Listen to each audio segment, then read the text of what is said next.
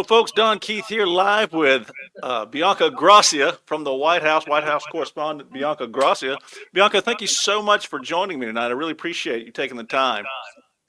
You're welcome. You're welcome. I actually had to leave the White House to come out to the RNC conference here to cover. They were doing their first, also the same thing. They were covering Congress. Men and women were coming through here to talk about Trump's first year anniversary. So we've been doing dual coverage. So thank you so much for having us. I've got the Bianca Bacon report. We talked about that before. There's so much news I want to talk to you about. You were in the press briefing with President Trump today. Some of the big news right now in the cycle is Davos, Greenland. He talked about Minneapolis and Don Lemon. How much of that did he speak about at the press briefing today, and how much did you hear, and how much can you tell us about that? Let's start with Davos. Well, he didn't really talk too much about Davos. He just said he was on his way there. He did bring up a little bit of Putin and a little bit of the Ukraine, and he just really focused more on the wars that he has stopped, 8 wars. They talked about the Nobel Prize. They talked about Venezuela. He talked about gas. He talked, the oil, gas prices dropping to like $1.99, in some places. Yeah, but this is what's really funny. So it's like the left-wing media doesn't behave, right? And so now they have to do show and tell. And then they bring out these packets like this. So they gave us these big packets because if you can't obviously get the news and report fairly, they now have to do printouts for you, right? And so he talks about his 365 wins in 365 days. And so, yeah, it's like his remarks on the new era of success and prosperity. And that's really what he focused on. He spent a lot of time today in the first, 20 minutes or something, maybe even a little longer, on securing the border, talking about Border Patrol, talking about ICE. He also made reference to Don Bacon, or I'm sorry, not your Don Bacon, no, Don Lemon, who went into not the same Don, but Don Lemon, who went into the church, and he became disruptive. So he did go. He went over that, but he talked about Minnesota and all of the criminals in Minnesota and how they really want to deport them. He spent a lot of time with show and tell, like all the bad people, right?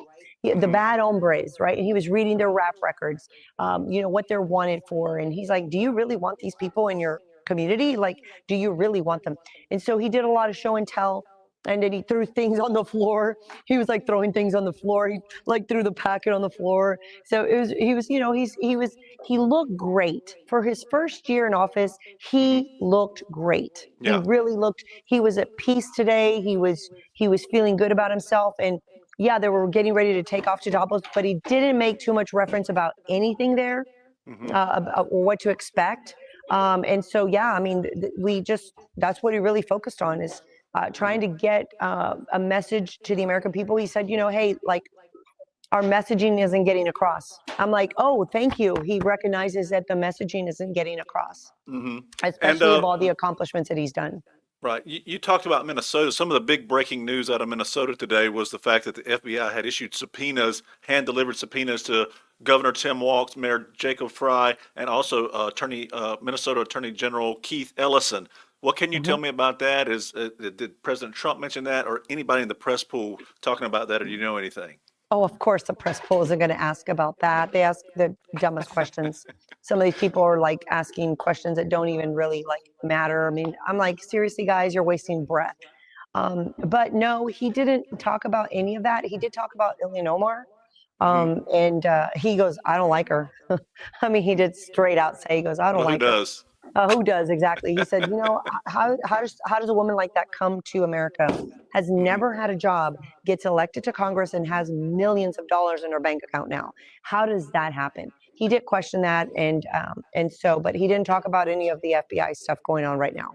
Yeah, she went from, I believe her husband had roughly close to $1 million, maybe, to now 30 million. How long she's been in office? 2 terms now? Yeah, 30 million. He says she's got all these millions of dollars, never even worked here in the United States. So that's the kind of luck I need. Yeah. So he's bringing up great points. You would think that somebody would follow up on that or ask. No, they didn't. So yeah, I mean, people asked him about Venezuela. They asked him about Brazil. What were the Venezuela questions? Some of the more pertinent ones, if you can share that with me. So somebody asked him if he was willing to go sit in jail and talk to Maduro about the election, what he knows about election integrity and the machines that was going on in Venezuela. And he was like, yeah, my lawyers won't allow me to do that. And so that's all he commented on about that. I think somebody was trying to ask him something about Hillary Clinton, and that wasn't going to he didn't bring any attention to that either. Mm-hmm. So yeah. Where is Maduro currently residing? Well, What he is prison? in prison right in federal detention in New York. In New York. I don't agree with New York. I mean, I'm like, really? You send him to New York? I mean, Mm-hmm. you should have put him in Florida, or Texas. But Yeah. New York, I mean, I don't see how we're gonna get anything positive out of New York. You said he talked about immigration a lot. There's quite a bit to tout there with the record low immigration numbers we have right now. What did he speak about specifically when it comes to immigration? What he had to say about immigration is that during the Biden administration, they kept saying that there was nothing they could do, that they had to pass laws to shut the border down. He said, I don't understand. I came into office, I shut the border down with an executive decision, and we literally have had 99.9% no crossings Almost since zero. I've been in office. He said, and people are coming here, and they're coming here legally now, the Mm-hmm. right way. They're not coming in here illegally. And so he really talked about that and the proud work of the Hispanics. He said, I love Hispanics. He said the Border Patrol are primarily Hispanic. And so he Mm-hmm. talked about, their hard work and their ethic and how they're keeping America safe, and, how he now has helped them, is, they're doing their job now. They can actually do their job. Mm-hmm. And then he talked about ICE and how unfair society, the left and the Democrats have been towards the ICE agents who are just trying to get rid of all these people, which is why he brought show and tell. He was Mm-hmm. literally putting pictures up and going, this guy here wanted for murder, rape, I mean, he was just going on and on. I'm like, yeah, I mean, and you've got Americans here trying to defend that, trying to Mm-hmm. defend, like, from these people getting deported.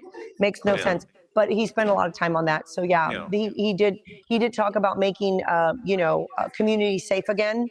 That was one of the things, giving law enforcement the right tools, the resources, and the backing. Really, like, giving them a backing to say, hey, we support you. Go do your job. Right. Yeah. Now, So is he gonna? Did he? One of the things I wanted to ask you, you are also, on top of being a White House correspondent, you're the executive director of Latinos for America First, I believe. Is that right? correct. Now, how does So your let me organization feel about the job President Trump is doing on the border? So let me just, well, we're obviously very happy with his Mm-hmm. performance this past year. Mm-hmm. We feel that obviously there's more that can be done. I will tell you, like, one thing that's on this paper that he sent us is that he's delivered the largest 1-year decline in homicides in the United States by launching targeted federal crime crackdowns and ending the Biden era non-enforcement. So I mean, those are some. He's cut overdose deaths by 21% over the last year. Mm-hmm. We oversaw a 25% decrease in the number of on-duty law enforcement officer deaths. That's really, really important, Huge. as being a law enforcement, family. I I've saw had one law of the enforcement. sheriffs had said that he had gone from seeing 13 fentanyl overdose deaths per day to like one or two maybe now. Yes, he did talk about that. Mm-hmm. And so yeah, so going back to Latinos for America First, so we are really, really proud of the job that President Trump has done. And what we like to see as an organization, and is that Congress codify some of these executive orders that he has signed. I mean, he has signed so many executive orders, and we would really love to see our Congress and our Senate here deliver more on making these things like law, Mm-hmm. making some of these things that we voted for. The American people overwhelmingly voted for this. And so we'd like to see those laws come out of this Congress. And so we've got to deliver more for the American people, because I know that when you're out on the ground, I can tell you that the American people are very disconnected because they Mm-hmm. don't feel that they're seeing the accountability, or they don't feel that they're seeing the results that we voted for, So there is a lot of that disconnect. And so I think that if Congress can sit here and do a little more for us before these midterms, I think that we can see the American people get a little pumped up more, and see that, that we are delivering not just from the executive branch, but that we're delivering from the legislative branch, and Mm-hmm. even seeing some of the, deliver from the judicial branch as well. Mm-hmm. He did reference that the Supreme Court is looking at the tariffs. There's a Yeah. tariffs case, and he Hmm. was like, it's going to be really sad if they don't rule in our favor, because he said the tariffs have really brought in a lot of money into the United States, and he says, and we need this. He says manufacturing is coming back. This brings more jobs. The companies are bringing, they want to now, obviously open up their companies here in the United States. So he Yeah. made a lot of reference to that as well. Yeah, speaking of, the job Congress is doing, a lot of folks are asking that the Republicans go nuclear and get rid of that filibuster, but Senator Thune is standing in the way of that. Do you know anything about that? Have you heard anything recently? So actually, I was interviewing, I believe it was Congressman Chip Roy here earlier today, and he told me, he says that whole 60 rule thing is a myth. He says you can get rid of that. He says it's easy to get rid of that. He said they were just using that as an excuse. So Yeah. I mean, straight from a congressman's mouth who's been here for a very long time. And he knows all the rules. I mean, he is on the rules committee. Hmm. He knows the rules, and so he knows them well. And he's worked for Senator Cruz. He was the chief of staff for Senator Cruz, and then Yeah. became a congressman. So if anybody knows those rules, it's going to be him. Yeah, well, I mean, the filibuster is basically a gentleman's agreement. They don't have to abide by it. That's what going nuclear is. They do abide by Yeah, it now, and I guess the fear is if you get rid of the filibuster and the Democrats come in, then they won't use it either, and you won't be able to get past any of the laws they're trying to pass. That might be a correct. lot more tyrannical. Um, the last thing I wanted to ask you was about a lot of folks are curious as to what Trump is going to do in Minnesota going forward. Now that we had this disruption of this church service, a lot of folks you're hearing martial law a lot. Do you know anything about that? Have you heard anything about martial law being implemented in Minnesota? He didn't talk about that, and no one asked. Obviously, no one, the questions that he took, no one asked about that. The only reference he made was obviously about all the bad hombres they're trying to deport out of Minnesota. Other than that, he didn't make any other reference to anything else. And so I wish that somebody would have asked that. I think that is kind of something that, has been on people's minds, but the press, the people that got called on to ask questions didn't obviously ask them about any of that.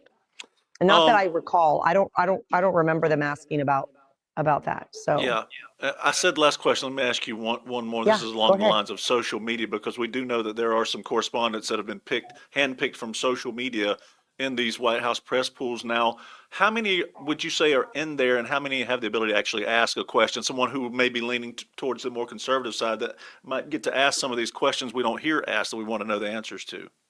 So I would say the press room actually, and he made a comment about that. He says, "I've never seen so many people in here."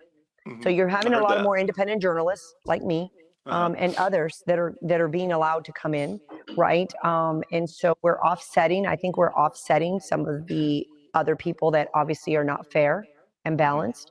And so I would say today, I mean, I don't know, maybe somebody was like, the fire marshal's going to come in here and kick us out. Maybe 80 to 100 people. I mean, it Uh-huh. was packed. It was like packed. Like you couldn't move at all. Like it Right. was really packed. And so now he wasn't going to take that many questions, but he kept taking the questions. He kept taking the questions. I mean, Classic everybody wanted Trump. to have Yeah. a question. I was yelling from the back. I was like, Mr. President, President Trump. So I wanted to, like, I didn't really want to ask him a question.